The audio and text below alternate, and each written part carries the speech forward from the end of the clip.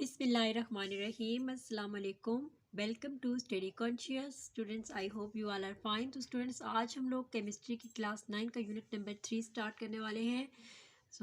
इसका नाम है periodic table and periodicity of properties. ये चैप्टर हम स्टार्ट करेंगे। इसके क्वेश्चन आंसर से हम स्टार्ट करते हैं। तो स्टूडेंट्स, ये एक्सरसाइज शुरू करने से पहले जो स्टूडेंट्स चैनल पे नए हैं उनसे रिक्वेस्ट है कि चैनल को सब्सक्राइब कर दें। तो इसका write the valence shell electronic configuration of an element present in the third period and group 3 है। आपने वैलेंस शेल इलेक्ट्रॉनिक कॉन्फ़िगरेशन लिखनी है एक ऐसे एलिमेंट की, वो एक ही कोई एलिमेंट है जिसके जो कि थर्ड पीरियड में पाया जाता है और ग्रुप 3A में पाया जाता है। केमिस्ट्री के ये देखिए, मैंने यहाँ पे इसके आंसर लिखा हुआ है। तो वो एक ही है। वो कौन सा एलिमेंट है? वो है एल्यूमिनियम, जो कि ग्रुप 3A में पाया जाता है। और साथ पीरियड भी उसका 3 ही है एल्यूमिनियम का। अब इसको हम लोगों ने क्या करना है, वैलेंस शेल इलेक्ट्रॉनिक कॉन्फ़िगरेशन करनी है। वो मैं आपको ऑलरेडी बहुत सारी वीडियोस में बता चुकी हूँ। यहाँ पे मैं दोबारा से आपको बताऊँगी। यानी कि जो इसका एटॉमिक नंबर होता है, जैसे कि 13 है, तो हमें इसकी वैलेंस शेल इलेक्ट्रॉनिक कॉन्फ़िगरेशन इस तरह करनी है कि इसकी जो पावर्स हैं वो हमारे पास 13 के नंबर में है। जैसे कि 1s2, 2s2, 2p6, 3s2, 3p1। तो अगर हम इनके काउंट करें तो 1 2 3 4 5 6 7 8 9 10 11 12 13, तो 13 इसके हो जाएंगे। वैलेंस शेल इलेक्ट्रॉनिक कॉन्फ़िगरेशन जो है वो NP1 थी। यहाँ पे इसका आंसर ख़त्म नहीं हो जाता, क्योंकि ये एल्यूमिनियम थर्ड पीरियड और थर्ड ग्रुप में था, तो इसलिए हम लोग इसको N3P1 कहेंगे। ठीक है, यहाँ पे आप इसका आंसर कंप्लीट हो चुका है। Question number 2 is write two ways in which isotopes of an element differ. कोई ऐसे दो जो हैं वो रास्ते बताने हैं कि जिससे हमें ये पता चल जाए कि एक जो आइसोटोप है, जो एलिमेंट है, उसके जो आइसोटोप्स जो होते हैं वो डिफ़र करते हैं। ठीक है, कोई दो ऐसे वेज बताने हैं। तो किसी भी एलिमेंट जो होता है उसके आइसोटोप्स डिफ़र तब करते हैं दो चीज़ों की बुनियाद पे, दो रास्तों से। एक तो नंबर ऑफ़ न्यूट्रॉन्स की बिना पे, और एक उनकी फ़िज़िकल जो प्रॉपर्टीज़ होती है एलिमेंट की, उनको देख के। इन दोनों चीज़ों के बाद वो डिफ़र हो जाते हैं, एक दूसरे से मुख्तलिफ हो जाते हैं। Now we go question number 3। Which atom has higher shielding effect, lithium और सोडियम। आपने बताना है कि लिथियम और सोडियम में से किसका हायर शील्डिंग इफेक्ट है।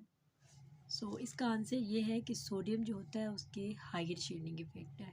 क्यों? क्योंकि उसके पास 3 शेल्स होते हैं और लिथियम के पास सिर्फ 2 शेल्स होते हैं। तो क्योंकि लिथियम के कम शेल्स हो गए तो फिर ज़ाहिर बात है इसका शील्डिंग इफेक्ट भी कम होगा। और सोडियम के जो हैं वो ज़्यादा शेल्स हैं, 3 हैं। ठीक है, तो इसलिए सोडियम के जो हायर शील्डिंग इफेक्ट होगा। Now question number 4 is explain why sodium has higher ionization energy than potassium. हम बताना है कि सोडियम जो होता है उसकी आयोनाइजेशन एनर्जी ज़्यादा होती है पोटेशियम से। हमने उसको एक्सप्लेन करना है कि ऐसा क्यों होता है। Here I am with answer of that question.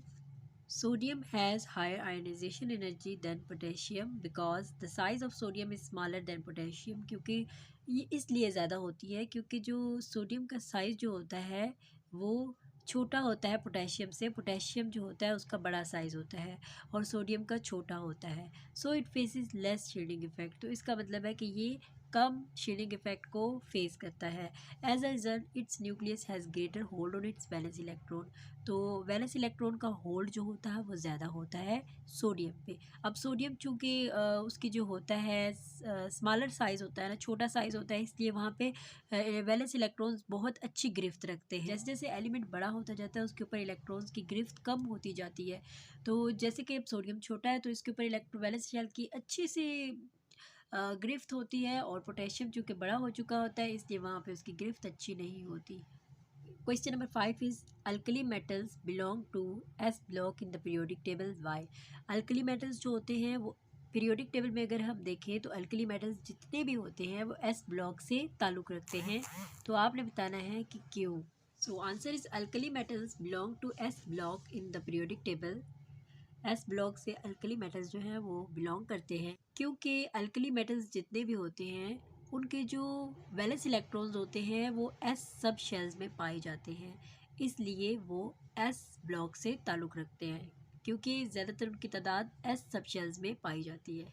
Now students come to the next page and the question is question number 3। Arrange the elements in each of the following groups in order of increasing ionisation energy. आपको ये दिए गए हैं, आपने इसको कुछ इस तरह से करना है कि जो एलिमेंट्स हैं इनको इस तरह अरेंज करना है कि इनके जो आयोनाइजेशन एनर्जी है वो इंक्रीज़ कर रहे हो ग्रुप के अंदर। तो मैंने यहाँ पे इसका आंसर लिखा था कि आयोनाइजेशन एनर्जी के बारे में सबसे पहले हमें जानना है कि आयोनाइजेशन एनर्जी क्या होती है। हम ये जानते हैं कि आयोनाइजेशन एनर्जी अगर हम पीरियड में देखें तो वो इंक्रीज़ कर रही होती है, और ग्रुप में अगर हम ऊपर से नीचे देखते जाएं तो वो डिक्रीज़ कर रही होती है। तो इसी को सामने रख के हमने सोल्व आउट करना है। तो ए पार्ट इसका लिथियम, सोडियम और पोटेशियम, इसको आपने अरेंज करना है, ठीक है। पोटेशियम है उसकी कम है सोडियम से, सोडियम की थोड़ी सी ज़्यादा है। तो अब सोडियम से ज़्यादा किसकी है? लिथियम की। यहाँ पे अब सोडियम की कम हो गई। इस तरह से बी पार्ट को देख लेते हैं। हमारे पास क्लोराइड है, ब्रोमीन है और आयोडीन है। आयोडीन तो समझ लें उसकी कम होती है, ठीक है। तो आयोडीन की सबसे कम होगी, उससे थोड़ी सी ज़्यादा ब्रोमीन की होगी और ब्रोमीन से ज़्यादा क्लोरीन की होगी।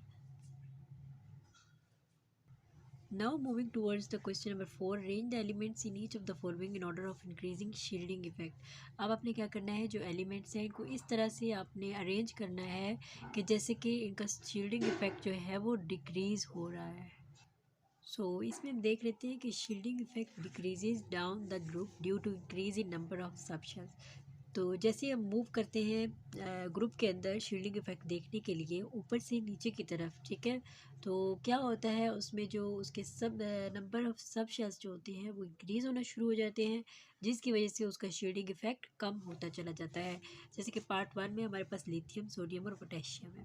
तो पोटेशियम जो है उसका सबसे ज़्यादा शील्डिंग इफेक्ट होता है, उससे कम थोड़ा सा सोडियम का होता है, और फिर सोडियम से कम लिथियम का होता है। अब इसका जो दूसरा पार्ट है क्लोराइड, ब्रोमीन और आयोडीन में, आयोडीन का सबसे ज़्यादा होता है और आयोडीन से थोड़ा सा कम ब्रोमीन का होता है और ब्रोमीन से कम क्लोरीन का होता है। इस तरह से क्लोरीन और ब्रोमीन में देख तो पता है आप लोग को ब्रोमीन का जो है वो ज़्यादा होता है और उससे कम क्लोरीन का होता है। स्टूडेंट्स, आई होप आपको ये क्वेश्चंस अच्छी तरीके से समझ आ गए होंगे। तो मिलते हैं नई वीडियो में कुछ नए क्वेश्चंस के साथ। मुझे अपनी दुआ में याद रखिएगा, अपना बहुत सारा ख्याल रखिएगा। अल्लाह हाफिज़।